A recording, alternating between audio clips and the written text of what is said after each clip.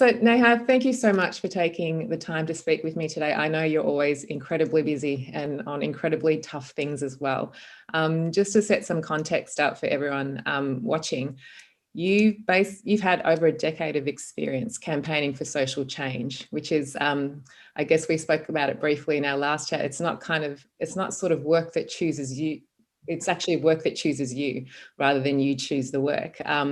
But you've worked as a senior campaigner at 350.org Australia. You've also worked on the Yes campaign for marriage equality. You've also been a digital campaigner across the union movement, and I think you're currently still on the board of Nexus Arts as well as 350 Australia. And you've got a bachelor in comms, and you want to write a book one day. That's right. I forgot that I told you that. Yeah. I know. What's this book you want to write? I don't know. When I was a kid, I just loved reading. I just used to devour books. I mean, I still love reading, but I don't have that much time anymore. Yeah, I guess I want to like reproduce the work that I loved, and those kind of like silly kids books that I used to love to read. I would love to write one day. It's such a good form of expression, and a lot of creative people or deep thinkers that I know always gravitate to writing books because it's kind of their way to have an unfiltered, unadulterated channel. Yes. Express all the things that get unsaid and just sort of roll around in your head at night. Yes, that's exactly it. Yeah, so it makes sense that you would want to do that. So you're currently the National Director at Democracy in Colour, which is a national racial and economic justice organisation led by people of colour. So before we go into the specifics about what Democracy in Colour actually does, there's obviously been some personal and lived experiences that have shaped you to want to get into, I guess, a career of social change. So I wanted to, I guess, get you to expand on that, because I think in our last chat we talked about, you know, what it was like growing up under the Howard government, and also like you contrasting your experiences with your father, immigrating to Australia back then versus now. Yeah. So I guess the way that I think about it is like the reason for me ending up at Democracy in Colour kind of starts with the day that my parents landed at Sydney Airport. I think it was like the Queen's birthday weekend in 1991. And I was just a little tiny baby. Probably screamed on the plane the whole way there, which is apparently I was a real screamer as a little baby. A baby, I think you should cut yourself some slack. Yeah. I mean, you know, it's baby advocate and now a advocate, right? Yeah. And it's so interesting to think about like what it was like for my parents when they landed as immigrants then, as it is for people now. So when they landed, they had access to the dole, they had access to Medicare, they were they sort of came over as sort of a skills shortage migrants. Dad's an engineer, mum was qualified as a teacher, but immediately they faced these barriers at work where dad couldn't necessarily get a job in the work that he was qualified for, and sort of had to take on more menial work, lower paid work, cash in hand work, where he experienced a lot of abuse, racial abuse, and there wasn't really an avenue to do anything about it because it was all cash in hand. And mum's qualifications weren't recognised, so she had to retrain at TAFE. But it was a time when childcare was affordable, so I was off at preschool all the time. My parents had rent assistance. They were able to rent in the inner west of Sydney as people who didn't have regular work. And if we needed to go to the hospital or the doctor, we were able to do that. And because of that, we were able to have the life-changing experience of my dad getting a permanent full-time public service role. And that's what changed our lives. We were able to buy a car, little secondhand Mazda that took us around Sydney for many years. We were able to buy a little house in the outer western suburbs of Sydney, and that's really when our lives began. And we were the first immigrant family to move into the suburb of Ingleburn, not the suburb itself, but on our street. I'm sure there were other immigrants around. And it was so interesting because over the years, those same neighbours, you know, people who've been there for years and they're still living there, would come and knock on our door and ask us all sorts of questions that I always found really confronting as a kid, and my parents didn't seem to mind as much. Like the day after 9/11, they came and knocked on our door and asked us if we were Muslims, which, I mean, there's a whole lot there to unpack. If we said yes, we become the good migrants and it's okay. If we say no, we become the good migrants. If we say yes, then suddenly we're a problem.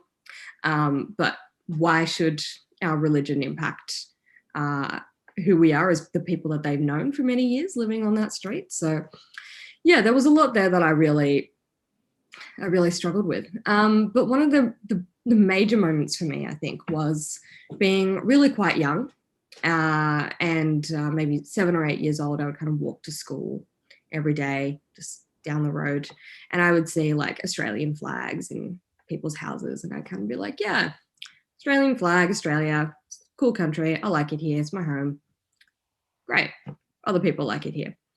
And it was also around that same time that my parents would get really tense and just kind of weird when they were watching the evening news every night. And I would notice that it was always because this like red-headed, screechy woman would be on the TV and she would be saying all sorts of things that I didn't understand, but she sounded very upset. And she was making my parents upset. And one day I asked, what is going on? And my mum just kind of said, well, we might have to go back. When politicians talk like this, when they talk about limiting immigration or saying that people like us shouldn't be here, it means that we might have to go back. And I was devastated because I didn't have another home. This was my home. This tiny suburb in Sydney was all I knew. And the thought of going somewhere else that felt really foreign to me, it brought in a kind of fear that to which my reaction was that I don't want someone to be able to dictate my life. I don't want someone else to tell me where my home is or where my home is not. And so kind of from then on, I always wanted to do more on this. And I guess like a range of, you know, other life experiences as well have gone into that. But eventually as I grew older, I got involved in student politics and worked in unions and not-for-profits and always working in these socially progressive places. I felt that they were very race blind, or like white progressives didn't know how to deal with race. And I was often the only person of colour in rooms. And I was just like, this made me so uncomfortable. So when the opportunity came to get involved with Democracy in Colour, I just jumped, and here we are a few years later. Yep. So you guys started off in 2017. Is that correct? Mm-hmm. Yeah. Yeah, like as an idea, as a concept. Yeah. We weren't really an organisation at the time, but yeah, we started off with so my co-director Tim. He was in Sydney at the time. He's from Melbourne, and he kind of reached out to me and was like, hey, I'm starting this organisation, Democracy in Colour, Racial Justice, want to be part of it? And I was like, cool, all right, let's chat. And he pitched it to me over a breakfast of eggs, and I was just like, yeah, this sounds great, let's do it. I mean, I was signing myself up for ridiculous amounts of volunteering because it would have been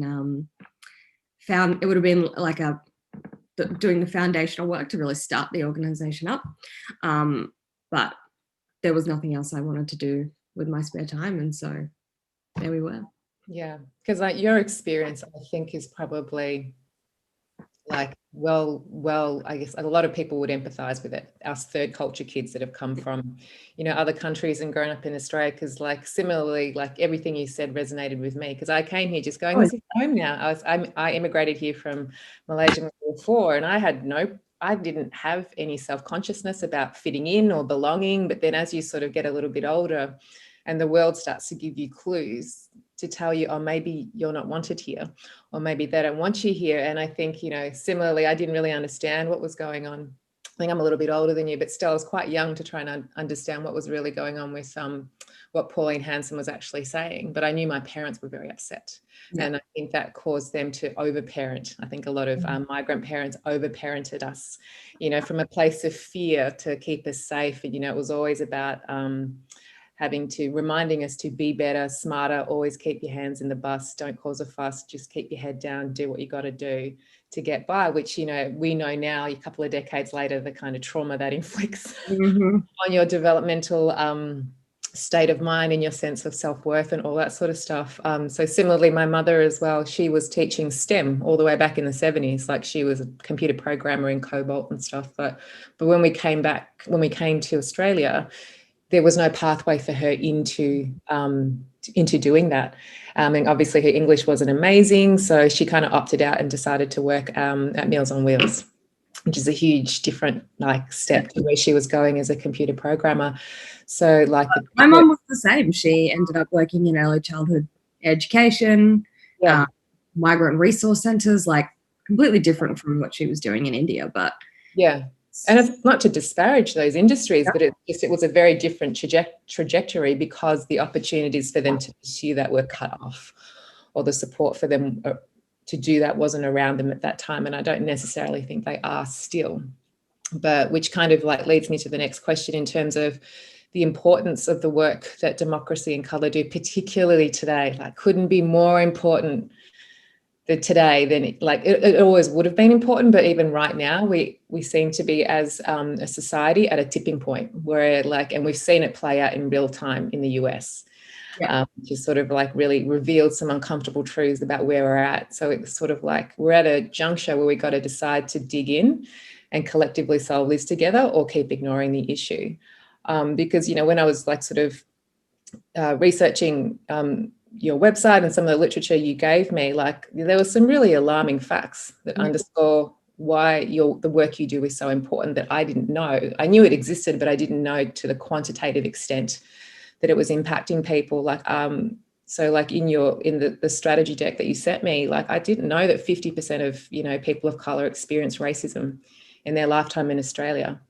And you know, we've talked about the impacts of that on health and, you know, contribution to society and belonging. And then you can see how that trickles down into leadership pipelines. Yeah, absolutely. Why they're not getting picked and all that sort of stuff. But some of the things that I mean, not surprised about the fact that a third of migrant workers are paid below minimum wage. We know that leadership representation in government, business and academia is still very white, like 95% white.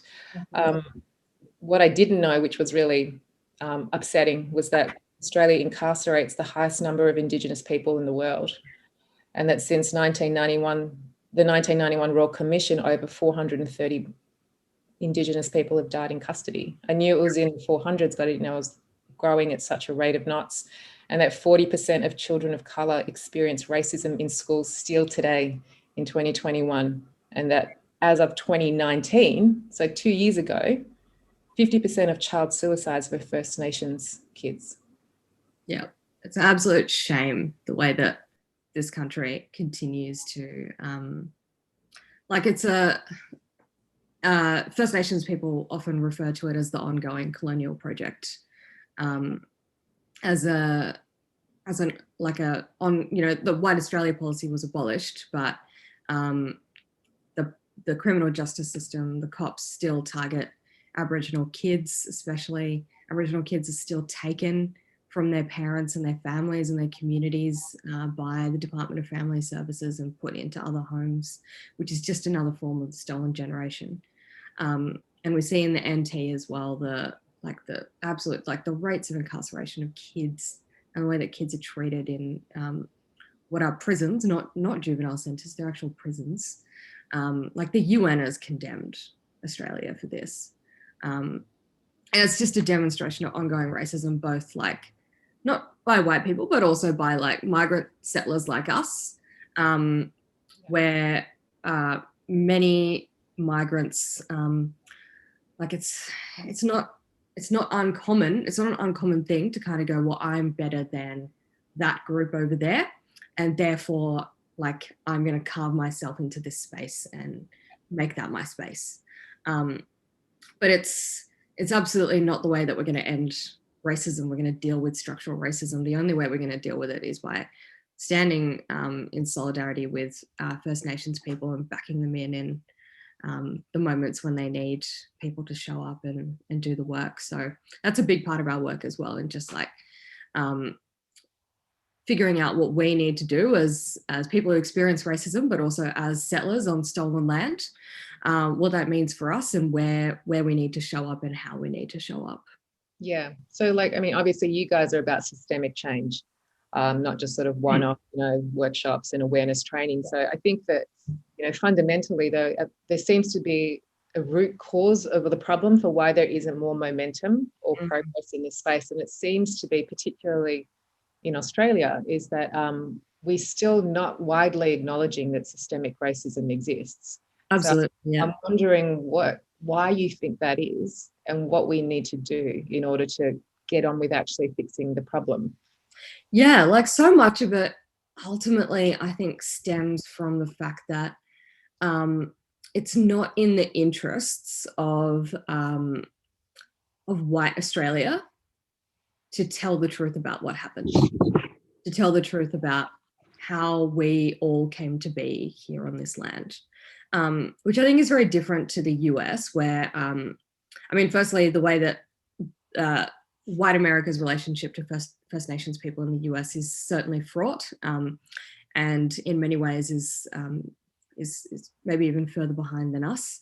But when it comes to African American rights and civil rights and slavery, the truth-telling process around that, everyone is aware of what happened. Even your sort of most fundamentalist far-right person knows and acknowledges slavery. Unfortunately, they may have different views about it, but they certainly acknowledge that it happened. Yeah. Whereas here, there's just this denial. There's this denial that this land is stolen. And that's why so often when we acknowledge country or when we talk about our role in this land, it's so important to talk about the fact this is stolen. Because unlike in places like New Zealand, there is no treaty. There is no agreement between the first people and those of us who have come since as to what our role is here now and what that needs to look like. So when you deny genocide, when you deny assimilation, when you deny stealing children, when you deny all of these, and slavery as well did happen in some way or another, when you deny that all of this happened, so many white Australians can't even talk about the White Australia policy, and it was so recent. There are people alive, older people alive today, or the older generation. They grew up under the White Australia policy, and it's appalling how recent it was. There was a referendum on whether Aboriginal people are people in 1968. This is all extremely recent, and when you think about the politicians who are in power right now, who are leading this country, many of them grew up under those policies and they grew up under that world. And since then, and it's been about 50 years, but since then, there's been a radical shift. And a lot of that has been led by First Nations activists who fought really hard to end the White Australia policy, who fought so hard for native title and a range of other things. And so we ended up in this kind of, from the 70s to 80s, this kind of like, multiculturalism, truth-telling, reconciliation, like all of this was, it was heading in the right direction. It was slow, it was not, particularly radical or anything, but it was going somewhere that I think broadly people in the nation felt was positive. Obviously I wasn't around at the time, but the teachers and the older people that so slightly older people I've spoken to have given me that impression. And certainly the world that my parents immigrated into under Keating, they felt as well that it was a far more, they felt like Australia was a nicer place. They sort of talk about it. And just the culture wars that John Howard and Pauline Hanson reignited, this kind of like denial of history, it's just taken us back so far. And when you think about, it was like 20 years ago that people marched across the Harbour Bridge for a view of reconciliation, when not long ago Kevin Rudd said sorry. I mean, what has happened since then? Basically nothing. Nothing from the government end, at least. I mean, activists have been fighting and calling for more, but yeah, unless we acknowledge our past and actually recognise that white Australia has been a violent place and we need to change it, nothing is going to happen. Yeah, it's certainly, it's still in living memory, right? So I think it was abolished in 74, which is only 4 years before I was born. Yeah. And, 6 years after I immigrated to Australia. So to your point, there's people in institutional positions of power that have grown up with that, I guess, indoctrinated into their belief system, or, their perspective of that's just life, or this is how it is. And it's not about, I think, shaming people, but I think you're absolutely right. The first step is for us to all collectively acknowledge it. Like, even as migrants and settlers, like, we benefit from systemic racism if we're not actively trying to dismantle it. And it actually took me to go and live overseas to work out how casually racist Australia is. Yes. When I came back, I was like, you just get used to hearing things in the news or, in conversations at the pub, and you just sort of brush it off as, oh, that's just Australia. But then, chatting with my expat friends that have moved here, they're like, wow, you guys are really comfortable with casual racism. Like, they were just blown away. And when they were pointing out all the incidents to me, I was like, shoot, yeah, that's not cool. Yeah. And it's certainly, I'm not saying other countries are better than Australia in that sense, but there's obviously, it's a different manifestation in Australia, which is a lot more covert. It's a lot more casual and passive aggressive and exclusionary. So it may not be the outward kind of redneck hicks that you get in the US. I mean, there are some now popping up again, but they are, I think, the minority. But I think there's a huge issue in the middle for a lot of us that are sort of coming to terms with the fact that if you're not anti-racist, you're actually racist, because you're complicit in the systems that continue to oppress people of colour. Exactly. Yeah. So, like, I mean, that obviously ladders into the work that you guys do, which you've described as, I guess, movement building. And you want your campaigns to lead to transformation, not just short-term policy, because otherwise, you'd just be doing activist work till the cows come home. But we fundamentally need to change the systems at the core. And there's two key ways which you empower POC to dismantle systemic racism. And the first is through the campaigns that you do, which is a combination of community organising and cutting-edge digital tools, as well as training programs. So to give people the skills to change the hearts and minds at a policy and a corporate level. So before we talk about them specifically, can you expand on why you feel a grassroots approach that's powered by the people is so critical to systemic change? Yeah, so like we talked about a little bit before, the way that our sort of analysis of white supremacy and everything that's going on is that white supremacy and capitalism go hand in hand. And it's a system that's killing people of colour all around the world and across this continent as well. The dignity of people of colour is eroded, restricted of opportunities, work, society, dehumanised, and denied basic services due to visa status or colour of your skin. And it all comes back to colonialism. But we also believe that a better world is possible, that all people can live with dignity and respect, and that where the humanity of every person is recognised. We want to create a world where you can live comfortably, stable, and be happy, and have the essentials and the services and the abundance and opportunity that you need. And I think that having that sense of like what the problem is now and where we need to go is so important when we talk about this, because unless we have hope and unless we have a sense of where we need to go, it gets really depressing. It gets really tiring. And so But we also, so we know that the solutions lie with the people who are most impacted by structural racism. Like, we've seen it all around the world in the past. It's the people who are most impacted who are the ones who are absolutely most qualified to come up with the solutions and to lead the change. And so we believe that by building the power of communities of colour, by centering lived experience, through community organising and capacity building, through sharing our stories, we're able to create space for people to self-determine their lives. So our community organising and our training works together to build the power of people of colour. Through our training, we can provide targeted, entry-level, culturally safe ways for people to come into activism and kind of learn what it is to make change. From there, they can choose to come into our organising program and to work more on dismantling structural racism. And the reason that we community organise is because we're always up against organised money.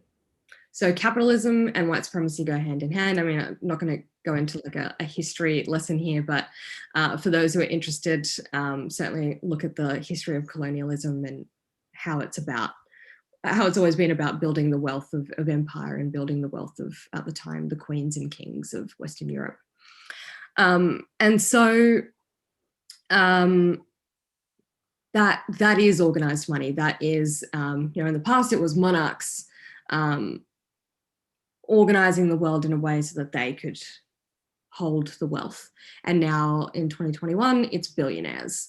And the fact, like, we know that there are something like 10 or 15 billionaires on this planet who hold like 70% of the world's wealth. And that is, again, stolen wealth from working people. But we know where our power lies in organised people, because those billionaires rely on us, each and every one of us, to show up to work every day, to toil away, work really hard, and hand over, they give us a portion of that work back in our paycheck, but they keep a significant portion of it as well, particularly if you work at a corporation. And so we have the power to stand together and withdraw ourselves. So if we're talking in a workplace setting, and you've got like one boss and 20 people in the workplace, those 20 people can choose not to show up or go on strike, and that is where their power comes as organised people. When you talk about community organising, our power can look like non-violent direct action.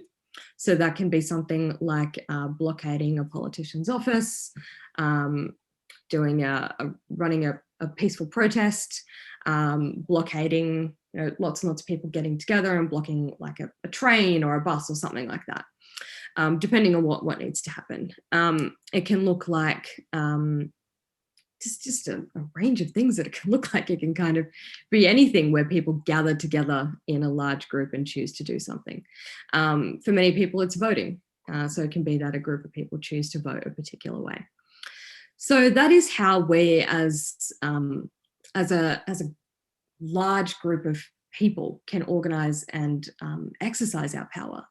And often the people in power whose interests are currently being maintained, so we would say that the interests of white Australia are being upheld by the government at the moment, and so they would not want us to organise, they would not want people to organise around that. So that is basically how we can enact change, and it's how change has been enacted across centuries. Yeah, that's kind of like not bottom up isn't the right expression, but it's sort of like a grassroots approach, because if you take away the engine of the system, then it doesn't really work anymore, does it? Exactly. And the way that I talk about it as well with people is that, like, all of these systems are made up. Like, we just choose to live our lives this way. Obviously, as an individual, if you choose to like remove yourself from the system, your life can become really hard. But if we collectively choose to change the system, we can turn it into what we want it to be. Yeah, and I think the climate right now, in terms of like the social consciousness, is absolutely on point for doing that. I think there are a lot of people wanting to do something, but they're just not quite sure, which is why I think you guys are an incredible place to direct people to actually take meaningful action to affect change. Because, you know, even certainly within my community, like the Southeast Asian community and things like that, we're notorious for not doing shit about activist issues, because we've kind of had this internalized racism about just trying to fit in and get as close as you can to white structures and white power, and then you can get a pat on the head and it'll all be good. And I was recently coaching a woman of color who's a very high level executive, and she hadn't experienced racism her whole life, but only recently did. And then the penny dropped for her to go, they're never going to see me as one of them.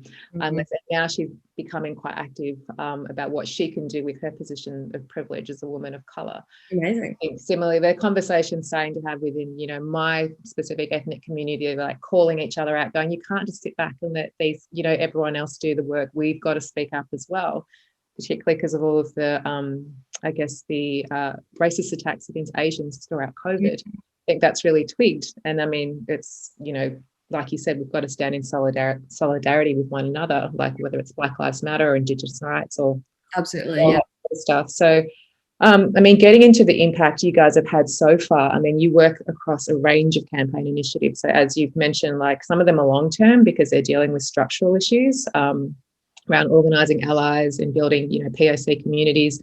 Some are rapid response, so they address real-time issues to interrupt racism. And also like making sure BIPOC voices are amplified in public debate, because when it's of issues that affect them the most, they should probably have the biggest say, which makes a lot of sense. So I'm wondering if you could provide some examples of each of these campaigns and I guess the role that they play within dismantling systemic racism and what results or impact they've had so far. Yeah, for sure. So kind of coming back off the conversation about community organising. Our long-term community organising campaign that we're working on at the moment is around migration with dignity. So we work in sort of three key areas: migration with dignity, criminal justice, and hate speech in the media. And right now it's the moment to work on migration. One, because the system is so broken. And desperately needs reform. People are suffering right now as a result of it. It's certainly not the system that our parents were able to come on.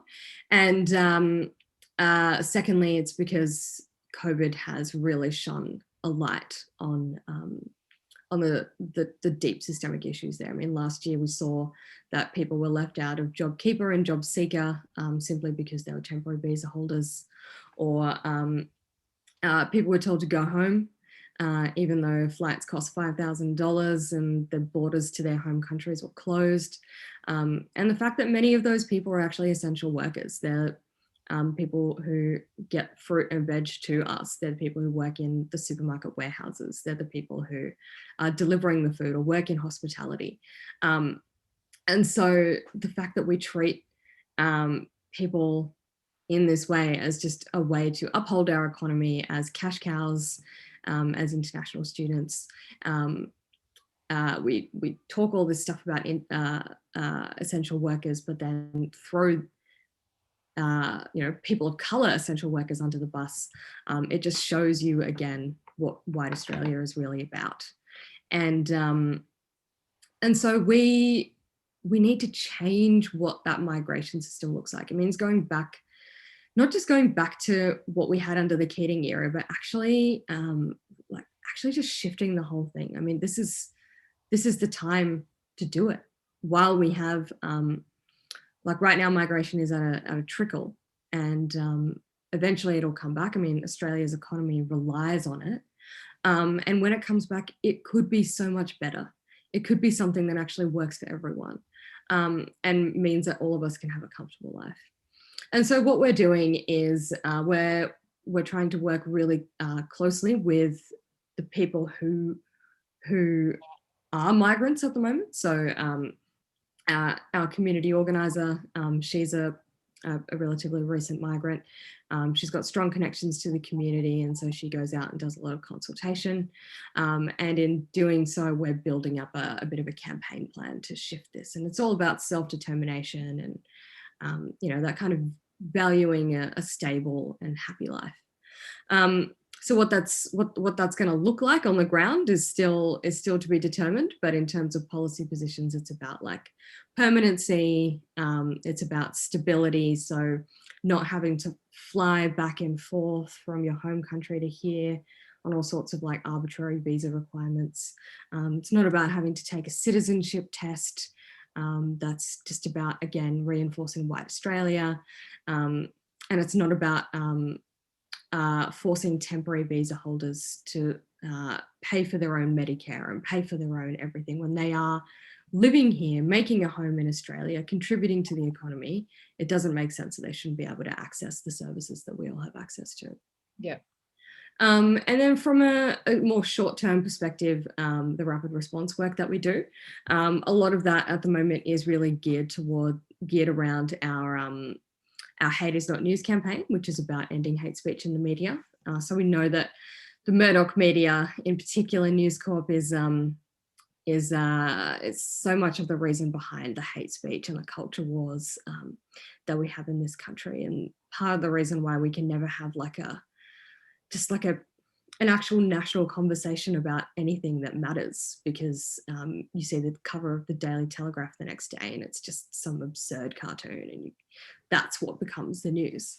And so last year was a real moment, I think, around hate speech in the media. As you mentioned, there was what we've been calling corona racism towards East Asian people, which was just appalling. And then there was also, there was almost like a reckoning during Black Lives Matter for some of the most vile commentators in Australia. And what, like, the way that campaigns often work is you'll have a campaign running for a while, and then there'll just be a moment in the national consciousness that aligns with the campaign that you're running, and that means that you're able to win. Sometimes it takes years, sometimes it takes a week. And that happened for us last year. So we had a campaign against, as we now know, I have a bit of a personal vendetta with Pauline Hanson. And so we've had a bit of a campaign to kick her off the Today Show, because she had a regular slot on there, and she was just, well done. Yeah. She would just, I'm sure you can imagine the sorts of things that she used to say on there. Yeah. And I think she just said something absolutely awful about the people who were locked into those Melbourne public housing towers. And suddenly that was just the moment that people went, nah, what are you doing, Pauline? That's awful. And we were able to win this campaign where she was booted from the Today Show. And similarly, Sam Newman as well was well-known racist, sexist, homophobe, and anti-vaxxer, COVID denier, was looking at getting himself a spot on the Footy Show. And we managed to prevent that from happening and prevent that contract from being signed. So that's two awful people who didn't get their Channel 9 contracts renewed. But we know that, like, that is more about sending a message and sending a signal, and like that's almost like flexing a muscle and demonstrating your power. But like, we know that kicking bad people off the TV doesn't necessarily lead to long-term change, because they might be replaced by someone else, or, as Pauline Hanson has a way of cockroach-like tendencies, just re-emerging from the trash can. Yeah. Like, she went to jail, and then suddenly she's on Dancing with the Stars, and suddenly she's a politician again. So I'm sure she will find a way back. And what was the other part that you asked about? Just about the role of amplifying BIPOC voices in the debate, to make sure. Yeah. Like, telling our stories is so important, because they're not heard. And unless we actually, like, humans don't necessarily remember stats. They don't remember facts. They don't sort of sit around and think, oh, I heard this, I heard all of these stats today, and I just, like, having really strong feelings about them. You might have one or two and kind of have a strong feeling about it, but you don't sort of just hear a block of them and go, man, that's awful. Yeah. But what you do think about is the stories and the people that you get to know. And we're just creatures of storytelling. That's how we have evolved over thousands of years. And so being able to find ways to tell our stories, whether it be through a conversation like this, whether it be through, you know, making sure that affected community voices are the ones being put forward for media comment. We just believe it's so important for our voices to be heard as a real intervention right now, because otherwise it's just whiteness. Yeah. And I think there's all those little things, even just having conversations with some of my white friends over the past year, because of Black Lives Matter and race being more topical, just like there's things that they didn't know about me. Like the Australian flag and the Southern Cross gives me anxiety when I see it. Oh, yeah. Like, you know, and they're like, what? And I'm like, yeah, I get uncomfortable and nervous and I start looking sideways about who's wearing it, who's holding it, because historically that's always been associated with nationalism or racism. Whereas I think they always saw it as, hey, it's just the Australian flag. It's you and me and us. And I'm like, no, that's not how the rest of Australia sees me. Like, no matter what my accent is, like the first thing they'll always see is an Asian. And it's not to say that it's a bad thing. I'm very proud of that. But, you know, that's taken me some time to get there. But there's, like, to your point, there's all of these little stories that I think people of colour have never really spoken about. And I think they're starting to now, which is fantastic, because I'm hearing more of them. And that's, you know, why I'm so excited about talking to you about this today. I think that that's kind of where the power in having empathy for each other's lived experiences and the difficulties that we face is actually going to be kind of what shifts it, which kind of, I guess, leads into my next question about the common barriers to progress that you've seen. So obviously, since Black Lives Matter, there's a lot of sensitivity training, there's a lot of awareness training, D&I workshops, which are all a great start, but are incomplete solutions in terms of actually shifting the needle. I mean, ultimately, we're going to see real change from the next generation, but we can't just wait for them to get there and solve it for us. Like, we've got to at least give them a running start. So I'm wondering, from your years of experience in the social change space, what are the common barriers or misconceptions between the correlation between awareness training and systemic change? Because I feel like a lot of corporates are well-intentioned. They're going, we've done our D&I training, we've done our anti-racism training, and then now we're done, we're out. I don't actually need to do anything beyond that. Yep. Oh, bye. My view on like diversity and inclusion and so many of these programs is not the most popular one, because my view is that it's just mostly bullshit. And it is because it's not about shifting power. Like, so long as the decision maker is like, I think it was what is his name? Martin Luther King, who kind of said that the white man will give you crumbs and will give you things that don't mean anything, little shifts that don't mean anything to appease you, while they manage to hold on to their power. And I see like diversity and inclusion training often falling into that basket. And it really depends on the intention behind it and the leadership that's running it. So it can actually be really powerful. But often what it ends up being is people going, great, everyone now knows not to ask Jen where she's really from, and to just kind of recognize that, yes, she's Australian, so that's done, like tick box. And we've hired a Sudanese guy, so that's another box tick. Next year we might, I don't know, have a Harmony Day breakfast or something. And look at us, we're so diverse. Yeah. And you look at all of their junior staff, and their junior staff are like, they look like us. And then their senior staff are same old, old white men or rich white women. And until people are willing to really cede their power and really step aside, nothing's going to change.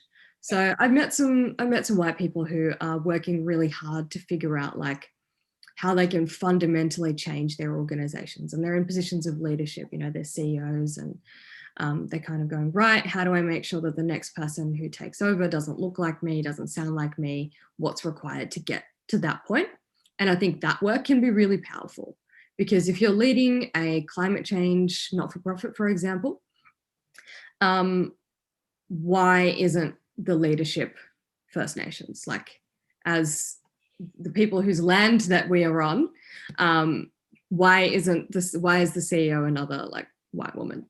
And again, like, I know people who are working really hard to change that, but there are other people who are just like, nah, it's good enough. We've like done a bit of diversity and inclusion training, and that's the end.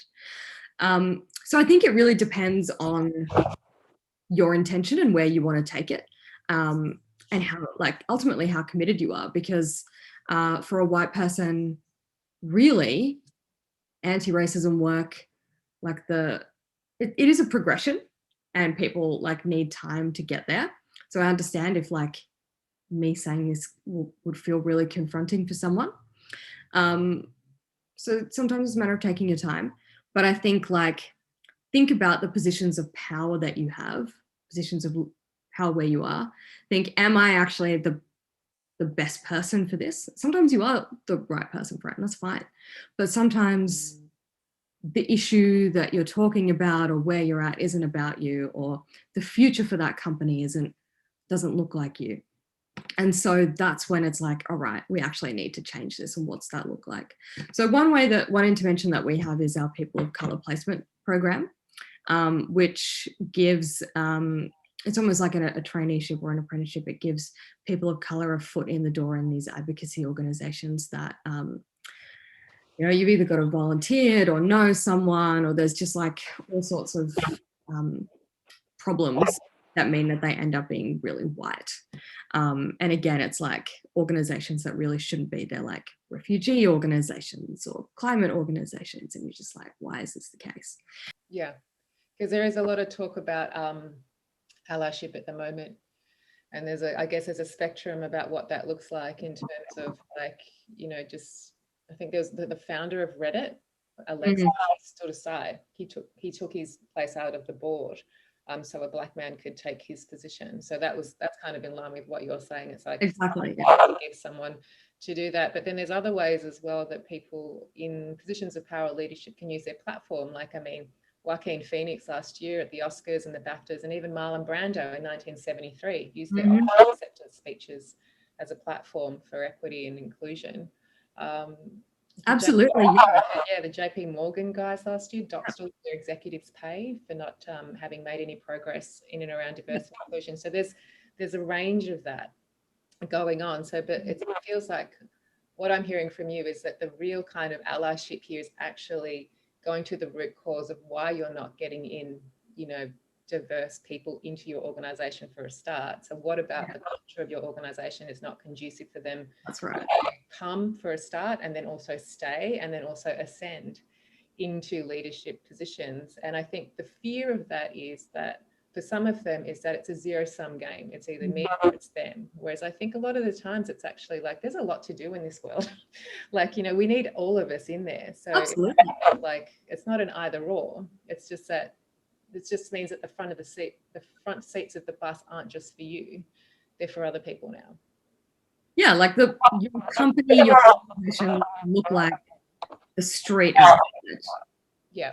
Like if you're walking around Melbourne, and then you walk into your office and it looks completely different for no apparent reason, like for no good reason. Then maybe yeah. And I guess just in terms of like, there's so much to do in this space, like so much to do. Like, how does democracy in colour, like which you've mentioned focuses on narrative shifting work, how do you prioritise what projects or initiatives to go after, and, you know, how do you apply an intersectional lens about assessing, you know, which ones are the current priorities, and what do you think the current priorities are? I think you mentioned, you know, migration is probably the priority for Australia this year, but yeah, how do you take an intersectional lens to assess the priorities of which ones you go after first? Yeah, basically we look at what are the actual issues, like the structural issues affecting people of colour right now, like what injustice look like right now. So we looked at like the ways that laws have been set up to make life harder for people of colour. And so that's how we landed at the hate speech, criminal justice and migration with dignity, is where there is clear like legal changes or policy changes that need to happen to make life better and easier for everyone. But then we also look at what's going on in the world right now and who's working on what.